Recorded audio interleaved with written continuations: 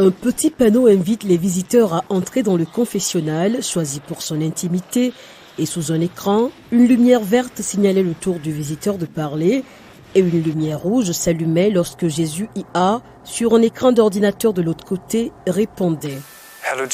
Bonjour Jésus. As-tu un conseil à nous donner en ce moment? En ces temps difficiles, souvenez-vous que face à l'adversité, l'amour et la foi sont vos guides inébranlables.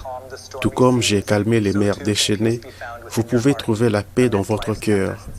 Au milieu des tempêtes de la vie, laissez la bonté et la compassion diriger votre route.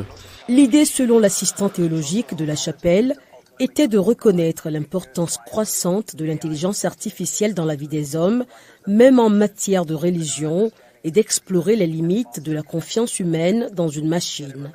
Après les 2 mois d'ouverture de l'exposition Deus in Machina à la chapelle Peters, les responsables du projet évoquent un succès.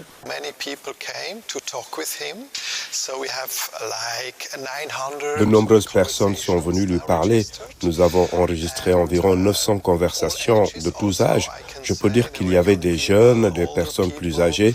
Ce qui était vraiment intéressant à voir, c'est que les gens parlaient vraiment avec lui de manière sérieuse. Les visiteurs ressortent souvent de la chapelle, émus ou plongés dans leurs pensées, et le trouvent facile à utiliser.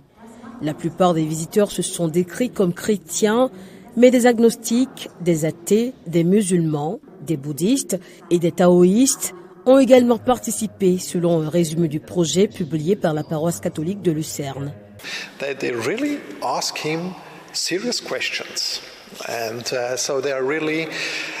Il lui pose vraiment des questions sérieuses. Il y a des sujets comme les relations, l'amour, des sujets comme Dieu.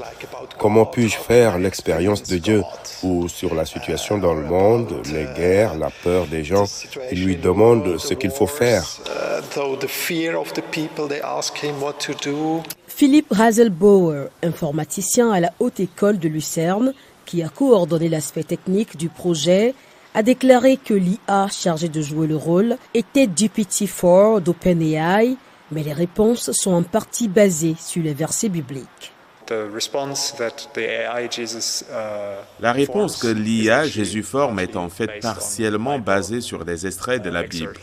Depuis que l'intelligence artificielle générative a attiré l'attention du monde entier il y a 2 ans, lorsque ChatGPT a fait ses débuts, l'Église catholique, depuis le Vatican, s'est efforcée de relever les défis et de saisir les éventuelles opportunités que présente l'explosion de l'intérêt du public pour l'intelligence artificielle.